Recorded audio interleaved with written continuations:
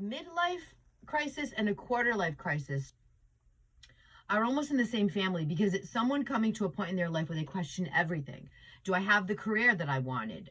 Is this where I wanted to be at this age? Is this the person I want to be with? Is this my future? What did I do with my life? They really start to focus on what's going wrong in their life as opposed to what's going right.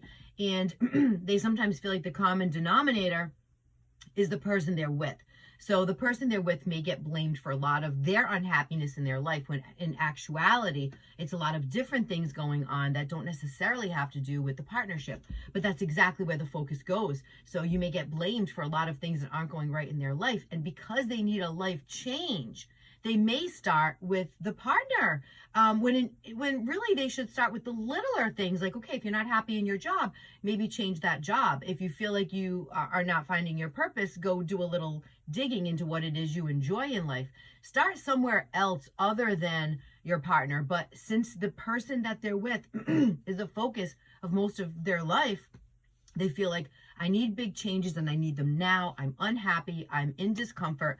I'm going to break away from this relationship and I'm going to go out and try to create this brand new life that I think may be more fulfilling. So sometimes, yeah, it is somebody in a position where they didn't really want to be there.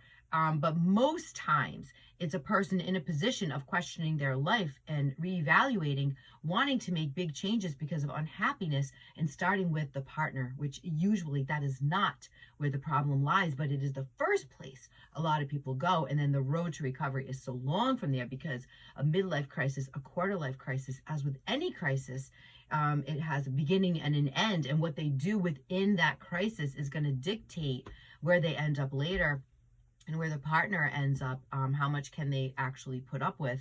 How long is this going to last? And the people that hit the midlife crisis and quarter life crisis harder are usually people that haven't expressed themselves throughout the years. They may have come from trauma in childhood, and so they really hit it hard. They don't kind of come out and talk about what it is they've been struggling with beneath the surface. And so all of a sudden it comes to a head and it really explodes. And so midlife crisis, quarter life crisis, you may be dealing with someone who doesn't look anything like the person you've known your whole life. They're saying things that you're not really on board with. Like they're mentioning things about the relationship that maybe years ago happened. And now all of a sudden it's a deal breaker. And you're really confused as to what is going on and how do we get through this. And a big part of getting through midlife crisis is pumping the brakes. That is a big deal because if you can slow everything down, calm everything down, and start dealing with what it is everybody's going through, you have a much better chance of making it out the other side. It is excruciatingly painful for everyone involved, really.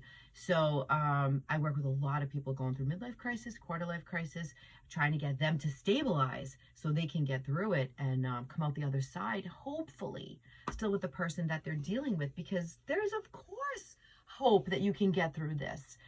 People go through struggles all the time in life. It doesn't mean that they should all be deal breakers.